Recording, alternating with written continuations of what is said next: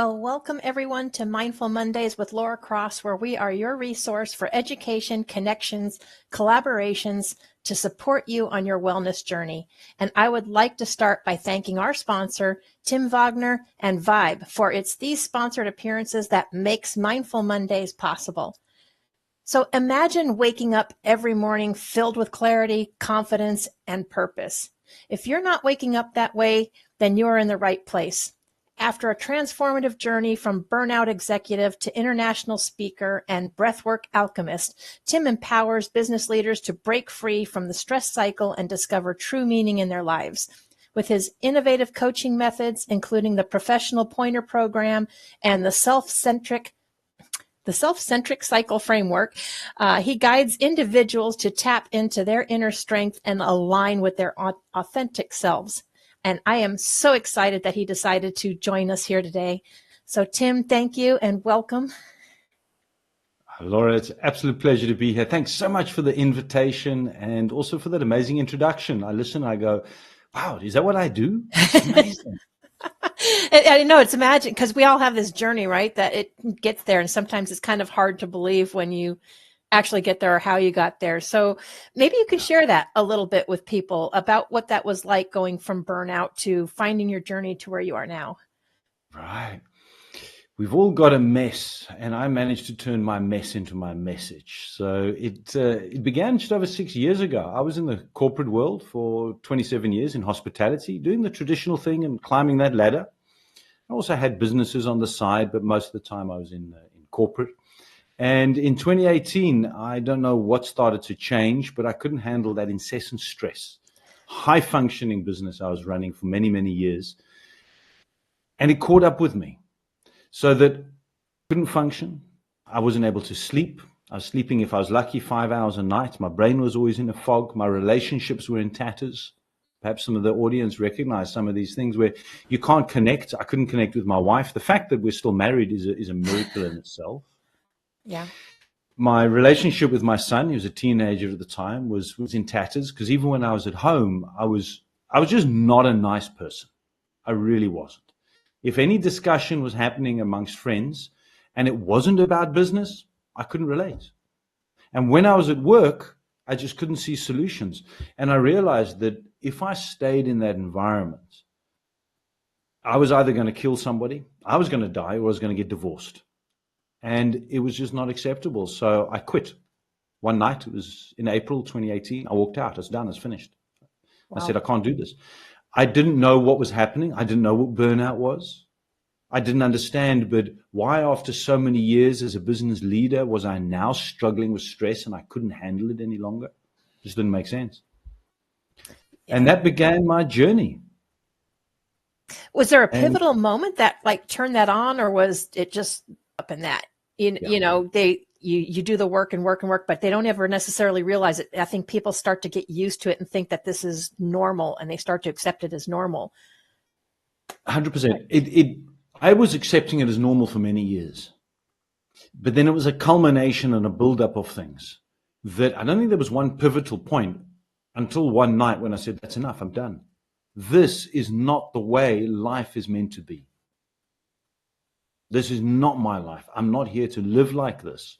I didn't want to lose my relationship with my wife and my family. I mean, why else do we work? Right. I was working to provide a better environment for them, but I was never there. And I was a miserable, I was going to swear there, fill in the gap. Here we go. Thank you. Get me out of it. So it was a culmination. But the other side of it is that I'd already started my own businesses in 2008. And I knew what else was possible. I just didn't know how to get there.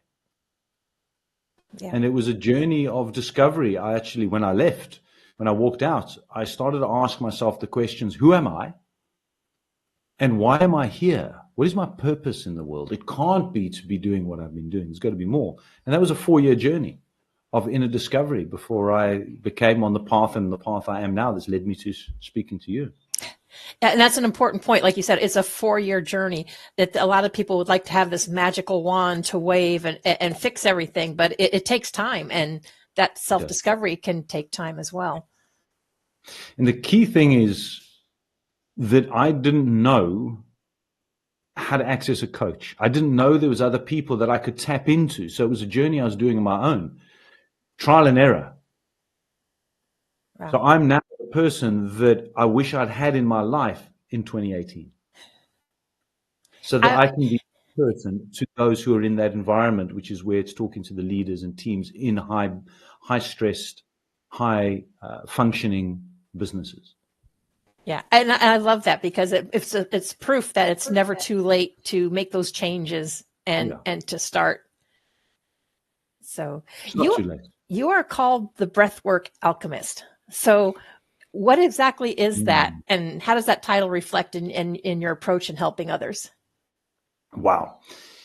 I always say that breathwork found me, which is a bit strange because when I discovered breathwork, or breathwork discovered me, I'd been breathing for 50 years. And this guy I met online started talking to me about breathwork. And I thought, but what are you talking about, breathwork? What is breathwork? I don't know. I was a pretty healthy guy, but I've never done yoga before or understand these things. I thought, breathe, you breathe. How wrong was I? And we talk about pivotal moments in life where suddenly something just makes sense. And it happened to me because I was introduced by this guy, his name's Brian, to something called transformational breathwork journeys, which is an extremely intense 1 hour breathing state. It's sort of like a very deep guided meditation. So when I went on this experience, it was at a time in my life when I'd started to come to clarity and understanding of what I actually want to do. I just didn't know how to get there, which was coaching, which I've been doing for many years, but just to get serious about it. And I went on this journey, and it was as if a reset button had been hit for my mind, my body, and my soul. And it was the first time that I found I had clarity and peace in my heart and my mind, that I could actually see clearly of the journey I was going on. And it was so profound that I said, this is the missing piece of my puzzle. This is what I've been looking for, but I didn't know I was looking for it. So I went and studied breathwork and became a certified transformational breathwork guide. That's where the breathwork alchemy comes in, because I now have learned how to use the power of our God-given breath to create that activation inside of us to help us discover our path, release trauma and anxiety and stresses that we all carry, but we don't realize that it's holding us back. Right. It's our paradigms, our thinkings, our thoughts. Thinkings, is there a word? Our thoughts and our processes that we go through, all from previous experience. But the breath work in this specific modality that I focus and specialize in, that's the alchemy to you speak about the magic pill. Mm-hmm. We all want the fast track. Well, I've discovered the breath work can help get us there so much quicker, because we can get out of our heads into our subconscious and release trauma and anxiety to then move forward in life instead of just being stuck. So that's the alchemy. Nice. So, but you also mentioned that it was like an hour deep meditation. Yeah. A lot of people feel like they don't even have a few extra minutes, let alone an hour. Is there breath work that you can do with people that is shorter, or is that hour necessary? Well, it entirely depends on what you're looking for and where you're at. So you've got those short 60-second or 90-second breathing techniques. I call them breath hacks. There's ones that can lift you if you're feeling down, and there's ones that can calm you if you're stressed and anxious. And there's even ones that will help you sleep better, which is amazing. So those are phenomenal in the moment. So let's say that you've got a lot of stress and anxiety, and you're panicking about the specific presentation you've got to do at work, and you're just feeling that you're in a state of fear, fight, flight, that I don't know where to go, my mind's not thinking, how am I going to present this? So there's literally a 60-second breathing technique that you can do to calm mind and get mind and heart, what's called resonance, to calm so you can get clarity. Those are brilliant. The difference being of what I specialize in, I teach those, by the way, the 60-second ones, they're vital for your day. The difference being they will treat the symptom, whereas the deep breathwork journeys that I do treat the cause of what triggered you to react negatively in a stressful situation in the first place. Yeah, which makes sense. A lot of us don't ever seem to look at it that way. It's always just kind of a reactive, I think, thing, because it's like it comes up, got to fix it, and then you just like tuck it aside until the event comes up again. So doing that deep work is definitely very, very important. So when you have these overwhelmed, busy professionals, you mentioned the 60-second one. What are some practical breathwork techniques that they can do to incorporate in their daily routine? Love that question. You know, one of the very first things that I discovered, which caught my attention around breathwork, was that when you breathe through your nose, it acts as a natural tranquilizer to your nervous system, calming you if you're stressed or anxious. So with my clients, the first thing I teach them, and when I do talks, I say, if there's one thing that you take away, so I'll share this with the audience. If you only remember one thing about Tim, it's that he told you to shut your mouth. Shut your mouth, breathe through your nose, it automatically starts to calm you. Because mouth breathing is part of anxiety and stress, fear, fight, flight. If you can imagine somebody having a panic attack or fear, you go, you're breathing here and out your mouth. Shut your mouth, you can't breathe into your chest. It suddenly becomes your belly. And that's parasympathetic, which is rest and digest. So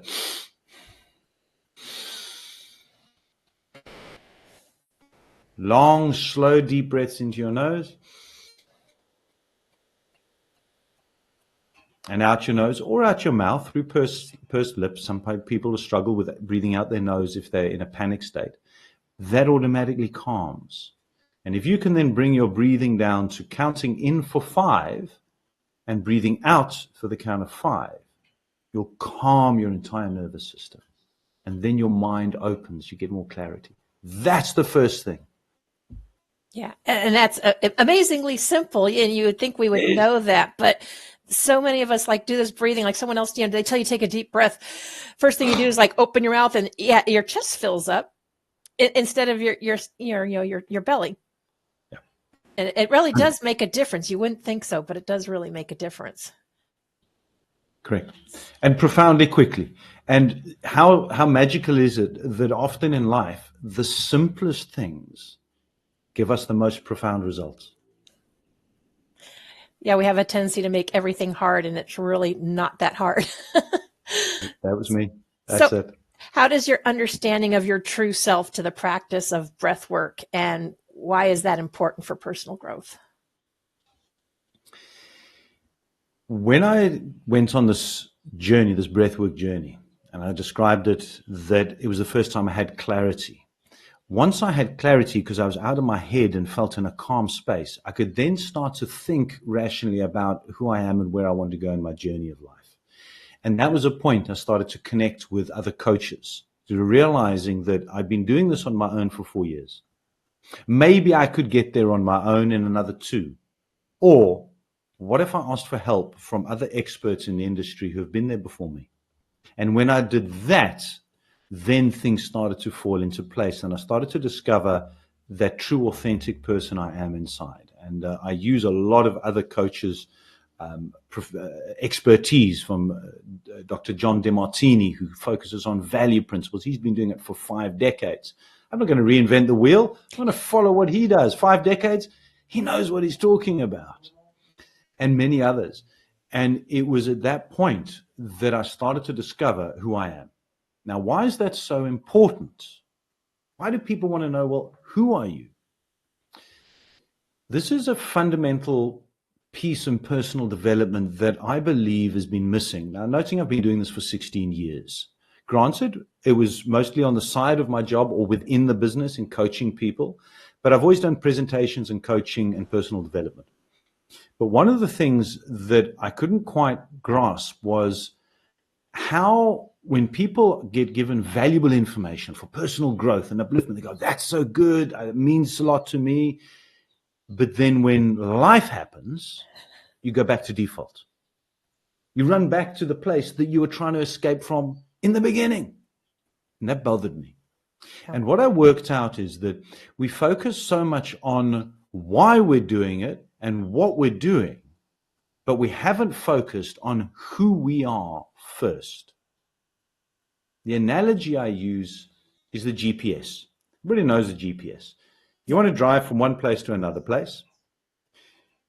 You open your GPS and the GPS says, here you are. Where would you like to go? And you say, well, I want to go. I don't know, I'm in South Africa, so I live in Cape Town, and I'll say Durban, which is 1,500 kilometers away or so. And the map, the GPS says, there's your journey. That's the route, right? Mm-hmm. So personal development, people start and they get given these programs and the information, and they create goals where they want to go. So they know the destination, but they don't know where they're beginning from. They don't know where they're starting. So you can't open up the GPS and say, I want to drive to Durban. And the GPS says, where are you? You say, I don't know. GPS says, well, where do we begin? I say, I don't know. You decide. So you get given this information, but built on an infertile foundation, built on not knowing your beginning place. So that's where starting with the foundation of understanding deeply who you are, why you do what you do, why you react the way you do to situations, your paradigms, your programming, your thoughts, your beliefs, your understandings, your personal values. And here's the thing. After many years, I've worked out that about 80 to 85% of people have no idea who they truly are outside of the programmed state from preachers, teachers, parents. Yes. You are living in a place of inauthentic people wearing masks. I would have to agree. We do what we think we're supposed to do and not what we're truly meant to do or what we feel like we're truly meant to do. We don't even think about it, I don't think. Yeah, we don't. And here's a place of stuckness, of inauthenticity, of strife, struggle, and stress, because you're not being authentic. And you can only wear a mask for so long before something starts to break down. And that was my story. I had been wearing a mask when I was in corporate. Friends and family saw very successful, beautiful house, new car, overseas holidays, money in the bank, going out for dinners, wonderful. But it was a mask inside. I was dying. Yeah. I was absolutely dying because I wasn't living an authentic person. I wasn't operating a business that I was passionate in and connected in values. It was outside of my true nature. And that's where you discover, you realize that something's not right, but I just don't know what it is. Yeah. And I think when you discover your true self, I think it allows you to really shine and not get the shiny object syndrome, because we tend to just follow whatever path, but it may not even align with you, but you keep going down different guidance. So yeah, I would say discovering your true self is probably pretty much at the core of everything. Would you not? Without question. And that's why the foundation of personal development should always be about the discovery of self first and then build. It's the same as a farmer doesn't go and plant new crops on the infertile ground from last year. He needs to go and take out the old roots, the rocks. He needs to fertilize. He needs to turn the soil. He needs to prepare it. The same way in our minds, we need to prepare ourselves. We need to remove all of the limitations. We need to remove all of the paradigms. And that was Einstein who said that you're not going to be able to, okay, I'm paraphrasing a little bit. If you want to change your results, you can't get there from the same mindset that you had, and the thinking that you had got you to where you are presently. So if you're not happy with where you are, you need to change how you think. That's the question. How do you change how you think? Not so easy when you're doing it on your own, unless you follow a program which says, right, we're going to help you through this because it's about changing your paradigms, how you see things. Once you change how you think, how you see things, you're changing internally, because it's an inside-out job. It's an internal job. Once you're changing your internal state, you react differently to the world around you. Then the world reacts differently to you. But it starts internally. It does. It reminds me of that saying, the definition of insanity is doing the same thing over and over and expecting a different result, right? That's Einstein. Hey, that was him. That was what I was trying. Yeah, that's the definition of insanity. That's one I know well, and I think a lot of us exercise it well. We need to break away from that. But in your experience, what common misconceptions do people have about breath work, and how can we overcome them? Oh, wow. Great question. Tree hugging hippie. yoga, sit there and do this no, that's the common perception about it. One of the great people that has been breaking away from this has been Wim Hof. He specializes in that deep water, the ice water therapy, where you do the deep breathing and then you go into the ice water. When he first, decades ago, started this, he was ostracized. He was absolutely hated. He had hate mail, the whole works. People told him he's mad. What are you doing? This breathing thing, it's dangerous. As soon as he attached the science behind it, that's when people started to understand and gain belief. So there is a big misconception, but it's changing and changing rapidly as people, I'm finding, are looking for alternative, more natural, holistic ways of healing, of managing trauma and anxiety and stress.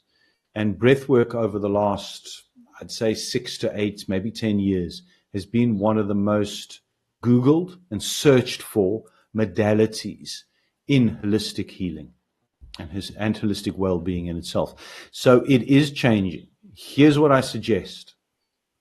Try it. Try it. I had a gent, I think maybe last year, I was doing a talk, and he said right at the beginning, this breathing thing, he doesn't believe it. And I said, absolutely no problem, sir. Hold your breath for the time of my talk, and let's review how you think afterwards. He didn't come back to me. He didn't say anything. I don't know if he took me up on the challenge and fainted. But here's the thing. Investigate. Find out for yourself. Feel it. I invite all my guests, all my clients to attend a breathwork journey. Feel it for yourself. I can describe it, but experience trumps words. Then you decide how valuable it is for you.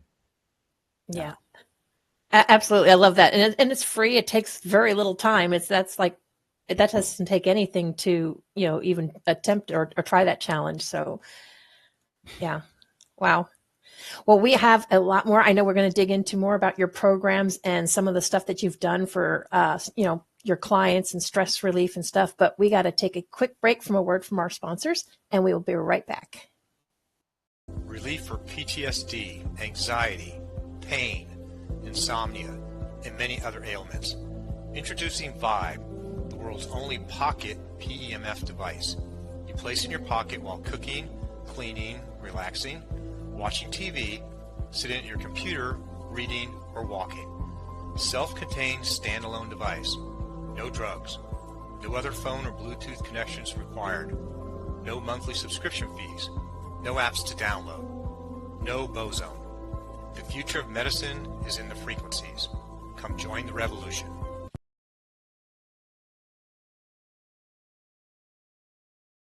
As a leader in business, are you feeling overwhelmed, frustrated, and struggling to sleep as your mind does not switch off? Are your relationships suffering as you feel angry and disconnected from those around you? Hi, my name is Tim Wagner. I'm a former burnt-out corporate professional, now turned international speaker and breathwork alchemist. I now help business leaders and their teams break free from the cycle of stress that is life, to rediscover clarity, have more energy and peace of mind without adding to your workload. So scan this QR code over there or click the link below for us to connect so I can find out how I can help you.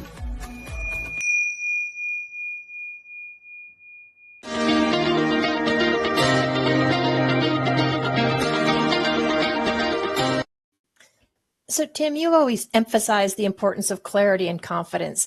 How does the breath work contribute to developing these qualities in individuals? So we're going to delve a little bit into how our body works. Mm-hmm. And there's a reason I'm going to answer the question, but sort of it's going to feel a little bit long way around. Okay. See, when we're in a stressed state, we're breathing in and out our mouths, we're activating the sympathetic nervous system called fear, fight, flight. Now, our bodies have been designed to react instantly to situations of panic or fear. The eons ago, the decades, centuries ago, of being chased by a lion or the tiger in the fields. You need to be able to act quickly so your body releases stress hormones, right? Adrenaline and cortisol is released immediately into your body. So your muscles have got the energy to run, fear, fight, flight. And at that point, your body takes the oxygen from your prefrontal cortex, from your brain, because you don't need to think now, you need to react. There's no thinking. So this is what happens when we're in a state of fear, fight, flight, or panic. Now, here's the problem. In modern society, in the world we're living in, with cell phones and 5G technology and family drama and business crisis and government issues all hammering us all the time, we're living in a state of constant fear, fight, and flight, and our bodies are not designed to remain there. It's like having your car when you're driving down the motorway and you're in first gear and you've got your foot flat out. It's going to burn out. The engine's going to pop. And that's what happens with us, is that we end up by burning out because we're not giving ourselves time to calm and reset just because of the world we live in. So when you're looking for clarity, you're not going to find it when you're in a panic state. Have you ever had an argument with somebody that is getting so angry you can't seem to get them to think straight, or you're not thinking straight? You go, well, there's no point in me talking to you when you're angry. No, sometimes you have to just walk away, and Right. recollect. Exactly. But here's why. You see, in that state of that anger, they're operating in sympathetic nervous system. There's no oxygen going to the rational thinking mind. The body's taken it away. So you can't have a rational discussion with a person who is in a panic state. You have to calm first. Allow the oxygen to flow back to the brain in a parasympathetic state where you're then in rest and digest. Calm, rational thinking. It's physically, we've been designed this way, that you can't think. Why not? There's no oxygen. Well, not no oxygen, I'm exaggerating. But the oxygen is reduced because your body says the oxygenated blood is needed to your muscles so that you can fight or flee. You need to be in a calm state. With the breath work, it can bring you down into that calm state, which then opens the clarity. So then you're able to find the answers that you're actually seeking. So say someone is in one of those situations, what would be your suggestion to them? I've heard some things about just taking a few seconds, like instead of quickly reacting out your mouth. I mean, do you have a technique or pause, you walk away? I mean, what would your tip be for somebody that's experiencing that a lot? The tip is it's the work you do before that occurs. Now, here's why. In that moment that, let's say it's an argument, a discussion, a heated discussion. In that moment, are you actually going to stop and think, oh, breathe? Probably not, unless you've trained yourself that way. Now, if you do catch yourself and you go, hold on, this is getting quite intense, I want to remain calm, and you, before you get there, simple thing, shut your mouth, breathe through your nose. In the meeting, in the boardroom, you can sit there, eyes open, but in your head, you're going, breathe in.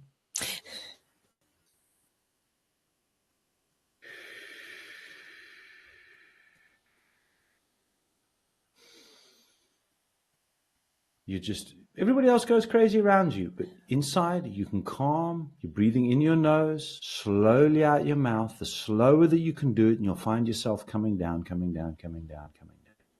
And then you can hear the noise, but not be involved in it. So what I also do to help, what I highly recommend, especially if somebody's being introduced to breath work for stress and anxiety release, if they're living in a high-strung environment, like a lot of my clients do in the corporate world, and also the high-strung teams, or even salespeople, is get a practice of 3 times a day for 60 seconds. That's all. Even a person in a very busy environment, you've got 60 seconds 3 times a day. Maybe it's while you're sitting in traffic. Turn off the radio. And in that moment, just for 60 seconds, focus on your breath in your nose and imagine that oxygen is going into your heart. And when you're breathing out, that you're releasing any anxieties. And then you breathe in slowly and you count to 5. Because when you're counting into 5 and out to 5, that means you're slowing your breathing down to only 6 breaths a minute, which is actually all that we need. You won't get breath hungry. You're not going to faint, nothing like that. You're going to feel a lot calmer. But if you can practice it before you need it, then in that moment, you're going to be able to react in a lot calmer state already, because you'll the programming. You're programming subconscious mind, habit, repetitive. Right. So when you're So breathing in, you're actually kind of visualizing it as well. yes. I'm glad you mentioned that. Here's a very important tip, which I find a lot of, if you go Googling breathing techniques, a lot of people don't focus on, is that it's not only the breathing, but it's the visualization of the breath into your nose and down, either into your heart or into your belly. Breathing in, the belly goes out, belly comes in. When you focus on it, and then you're counting. In your head, you count. See, when you're focusing on your breathing and you're counting, you can't think of anything else. So all that other stuff which was going around in your head, that spinning wheel, that roller coaster ride, that hamster going round and round, it'll slow down because you're not going to be able to think about all of that and focus on your breathing and count. So it's an important makes sense. part. It forces you to be present, really. Forces you to be present, 100%. Nice. So I would imagine breathwork can play a pretty good role in enhancing someone's productivity for business leaders or teams, right? Definitely having a practice. While at the same time, it's not the magic pill.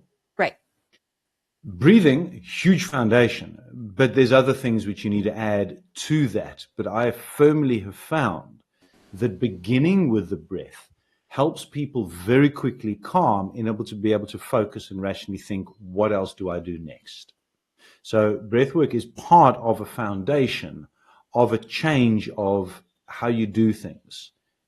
It's not just breathing and nothing else. It's a great foundation. So when it comes to high functioning teams who are operating in like a lot of sales teams or people on serious deadlines with projects, one of my clients that I have now, they're going through integrating a whole new operating system throughout the organization. And the team is operating under high deadline. So it's a large team under extreme deadlines for it. And this is on top of their normal workload. So they've added more in. So they've got pressure of this deadline because they've got to hit it by a certain point. Plus, they're busy dealing with all the normal stresses of life, family drama, the issues, the traffic, the dog ate the kid's bunny rabbit, all that stuff goes on. I don't have enough money for Christmas. I want to go on holiday, all this stuff. Plus, they got the workload. Yeah, that's a lot. So that's where it's daily, small, integral practices that are required. It's not just once off, breathe, right, off you go, bye-bye, have a good life. No, it doesn't work that way. No, there's more to that. But maybe you can share an example of how your coaching methods have transformed someone's approach to their stress, self-awareness. Maybe give us a little more detail on how that works. So one of my recent clients, her name is Cecilia. She was referred to me by a prior client, which is great testimony, referral. But when she came to me, I saw immediately, and I met her in a coffee shop, just a neutral environment. We didn't know each other. And we were just sitting there. It was a quiet corner. And just by her posture, her demeanor, I could see that she was on the verge of burnout. Just how her language. And I asked her a simple question. I said, Cecilia, who are you? And she was fighting back the tears. Unsuccessfully. Her eyes were welling up. I could see it was very intense. And she said, Tim, I've got no idea anymore. I'm absolutely lost. And I was able to, just with the foundation of breathing and the breathing practice I've described with the transformational journey, help her to find a bit of peace and calm and reset her nervous system. We then worked for a couple of months, not only about personal development, but also about her releasing her trauma that she'd been carrying. She'd been carrying trauma from the past. It wasn't only the business drama. She runs a massive business not far from where I live. Her family owns a huge shopping precinct, and she's in charge of it. I think there's 50 tenants and everything else and all the dramas that come with it. And it was a lot of that had been built up, but on top of a lot of trauma from many, many years before. And this is what people sometimes misrepresent or misunderstand. Why do I feel like this now when I was fine a few years ago? Because the unresolved traumas, issues from the past, fears, doubts, don't disappear. It's helped as trapped energy in your body and will ultimately at some point come out. It can manifest as dis-ease, heart problems, lung problems, blood pressure issues, digestive issues, but it's going to come out unless you deal with it. So when it came to Cecilia, it didn't take long. It was only a couple of months when she started to find clarity and able to deal with issues and then say no, but confidently. One of the biggest problems that we have is the fear of saying no. We always want to say yes to everything and put other people first. And she turned around one day and she said, Tim, I've realized that I'm the most important person in my life. For without me, I'm no good to my family. Without me being strong, I can't help them. My kids, I'm not there for them if I'm not. So me first, not everybody else first. And that was a massive shift in her realization that she was the only person standing in her way of the success, the peace, the fulfillment that she wanted in life. Wow. There's so many stories that can be shared. Everybody's journey is unique.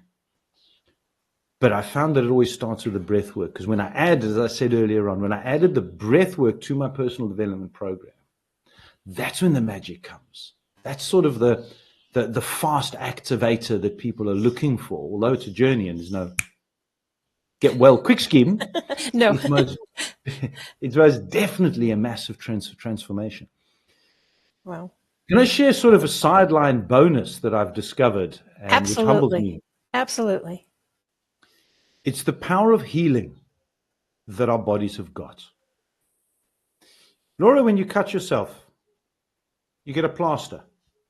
Mm-hmm. A couple of days later, you know it's healed, right? Right. So why don't we allow our bodies to do the rest of the healing naturally? Why don't we trust our natural inbuilt healing system that we've been gifted? God gifted us, universe, whoever. We've been created and built in a certain way. I'm humbled continuously by the power that when you're out of your conscious mind and you're calming and your nervous system resets through the breathing practices, that healing can happen. So a client of mine, she's from the UK. She did a breathwork journey, and she's been struggling for decades with a trapped nerve in her neck. She works online. She's a VA, so she's permanently sitting on her laptop, permanently leaning forward. Your listeners may recognize this, or viewers. Mm-hmm. Then your head drops, your mouth's open, you're breathing into your chest, tension here, tension in your neck. Go to a massage. She's been for years been going every week for a massage to loosen it. Right. She did one breathwork journey. She messaged me. She said, Tim, I normally wake up, my pain threshold, 100%. I take my painkillers, I go for a massage, I do my stretches, it drops to about 60. She said, but after the breath work, I woke up and my pain was at 20%. She said, I don't remember the last time my pain was only at 20%. See, the tension had been released. And when the tension in her back and her neck was released, she no longer had the trapped nerve. 4 days afterwards, she messaged me and she says, Tim, I haven't had pain for 3 days. I'm expecting it to come back. She identified as a person in pain. I am in pain all the time was her words. So it was an identity. And she was feeling, okay, when's this coming back? When's this coming back? It's sort of, she messaged me after 4 days, or after the 4 days, 3 days after she told me 20%. She said, it's not come back. And I said, amazing. I'm humbled by this, but this is just putting our bodies in a natural state for able to heal themselves. And there's amazing things that can happen from there. I'm not saying don't go to the doctor at all. That's not what I'm here for. That's not my expertise. That's why I'm saying this is a sideline bonus. I never started breathing in this breath work for that. But the physical benefits and the health benefits have been humbling and profound. It's amazing. It is amazing. And I understand that cycle when you get in that. Years ago, I've been through that where they want to give you painkillers, muscle relaxers, injections, and it's like, no more. And there's, like you said, there is so much that we can do ourselves. The body does have the natural healing. And I think bringing awareness to that and recognizing it is a big start also.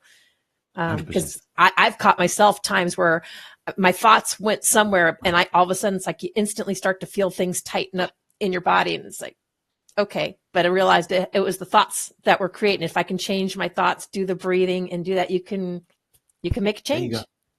You can. It starts. Deepak Chopra talks about the fact that our physical state, our physical body, physiology, is a representation of our thoughts and our beliefs. What you think and what you believe manifests in your body. So exactly what you're saying. Hang on a second, I'm catching myself. I feel myself getting tense. My shoulders are going, whatever it may be. My gut, ladies, a lot of ladies, the gut, because you're taught to suck in your stomach, pure thinner. Yeah. So you breathe poorly. It's wow. It's a pandemic around the world is poor breathing or reverse breathing. So once you understand that you are a byproduct of your thoughts and beliefs, once you learn then how to change your thoughts and beliefs, you're going to change over time your physiology. So you have so much knowledge and experience in this. I believe you're planning on writing a book, are you not? Is that what's going to be in your book? I actually wrote an ebook earlier in the year, From Burnout to All Out in 60 Seconds, where there's a lot of information techniques. I'd love to share that with everybody. And that talks a lot about the stress hacks and breathing things that we speak about. And great, there's my LinkedIn details on the screen there as well. So reach out to me. Happy to share that. That gives a lot of insight. But yeah, we all got a book inside of us. So I do have one. In fact, are you referring to this, what's behind me here, Laura? I am. I believe we were talking a little bit about that. If we can mention that.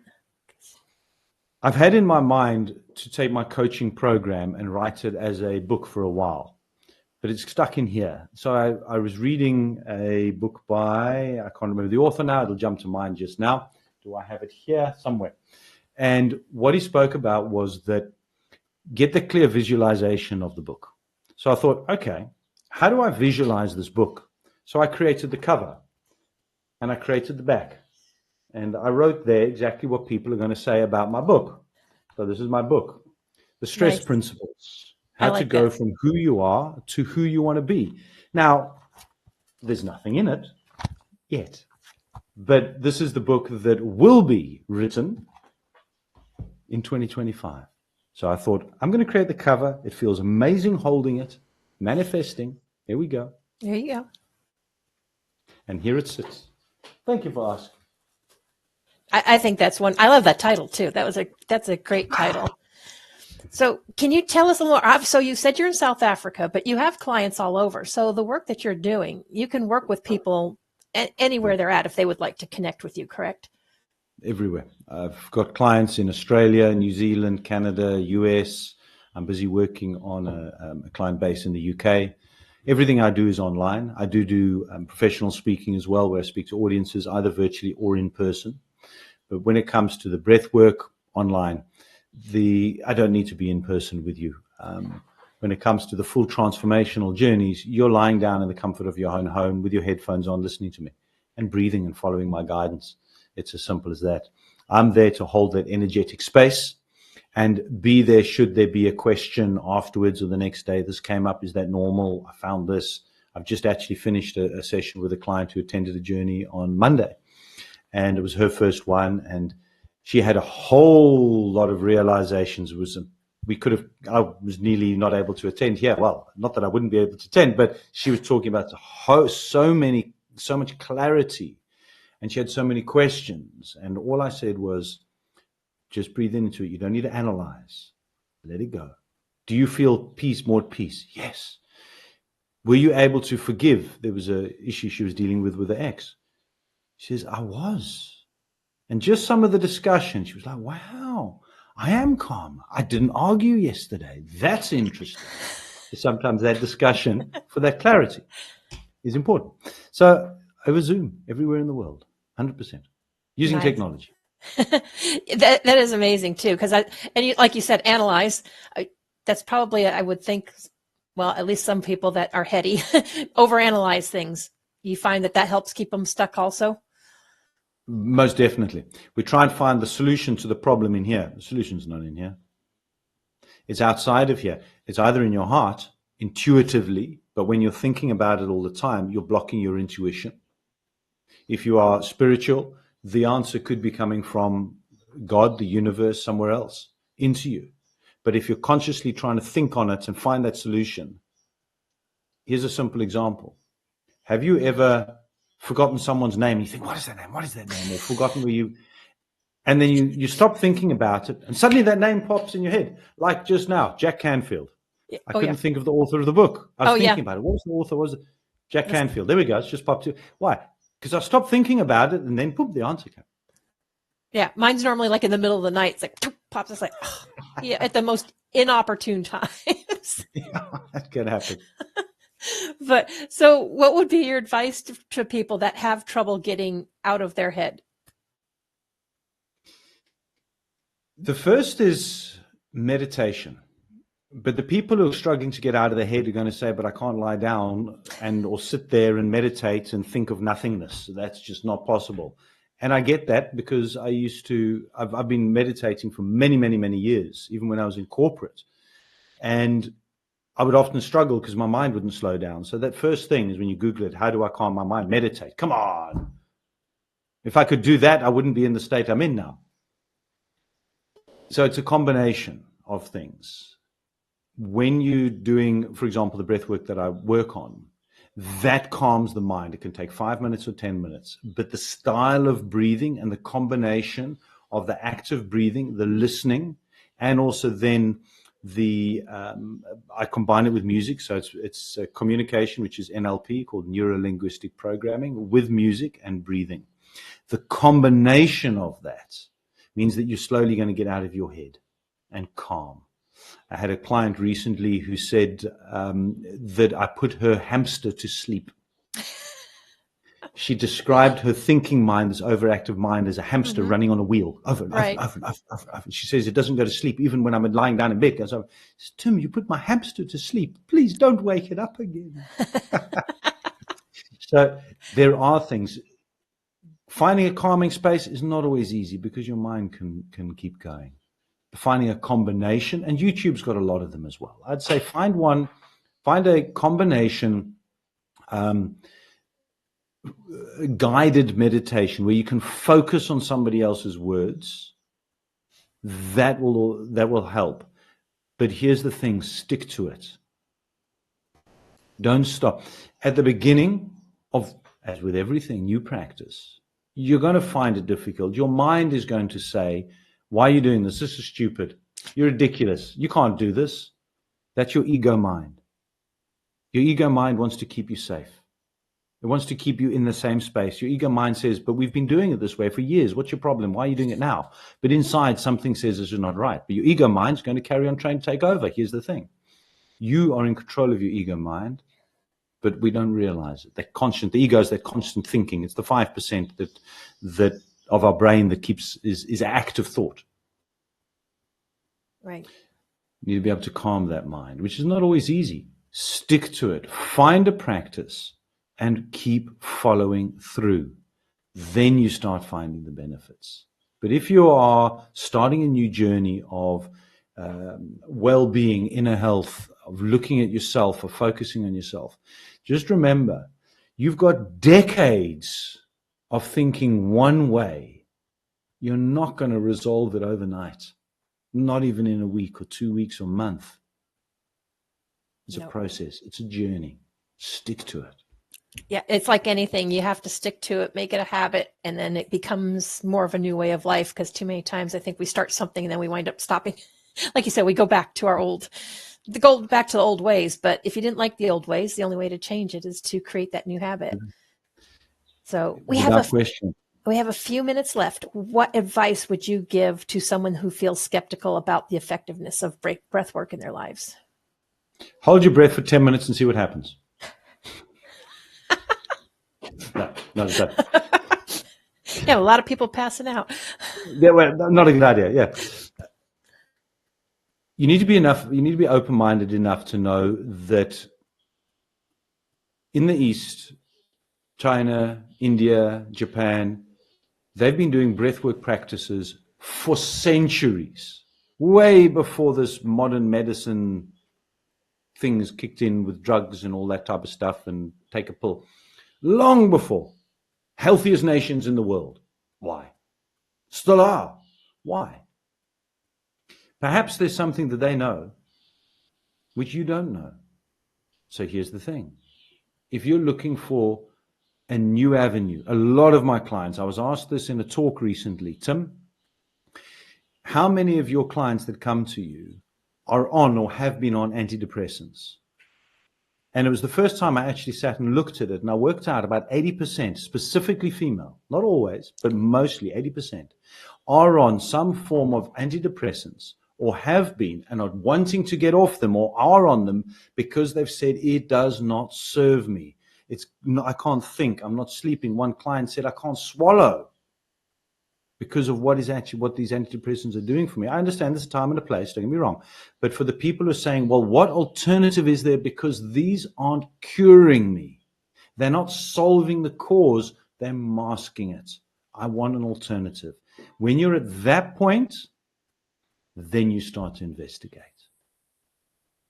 Yeah. Yeah, I totally agree. That's what I've always told people is like medicine has its place. We're not saying it doesn't, but when you have that opportunity to put more holistic things in and heal yourself naturally and not have to depend on that, because those can create a lot of problems as well. So there's a lot that we have the control to do. We just have to step out and do it. 100%, without question. And in the end, it's natural. You breathe every day. It's God-given. Give it a But try. Are you breathing right? Are you breathing the right way? That's the So here's a final word from your sponsor. Find a coach who acts as accountability partner, somebody who's on the journey with you. It makes a huge difference. I mentioned earlier in my journey, 4 years, I tried to battle this on my own before I realized this is crazy. I need to start reaching out to people who've got the expertise and who can also then hold me accountable. So that's a key thing, is accountability. I won't start working with anybody unless they are 100% accountable for themselves emotionally and also committing the time. If you do that, you stay the path, that's where it's going to change. But doing it on your own, YouTube, great. Read a book, wonderful. But we all know how to lose weight, but yet how many people actually do it? So it's finding somebody who's going to walk the path with you that'll make the huge difference. Absolutely. That's what I was. Yep. And the support. And I want to thank you for sharing your journey and all of your knowledge with us. We do have your LinkedIn up there in the corner. That's where you're most active, I believe, where people can connect with you. Obviously, you have someone in your corner. So if you are struggling with any of the things that we have talked about, reach out to Tim. You can see he's very knowledgeable and get that support that you need, because we all want to see people living healthier and stress-free lives, which is a little difficult nowadays a lot of times. So I'm glad we have people like you around. Thank you, Tim, very much. Thank you so much. I've got a new tagline for the coming year. What is it's that? Time to thrive in 25 and no longer survive. I like that. That is a good point. We need to thrive and not just survive. So thank you again for joining us. And everyone, I hope you have a wonderful week, and we will catch you next time.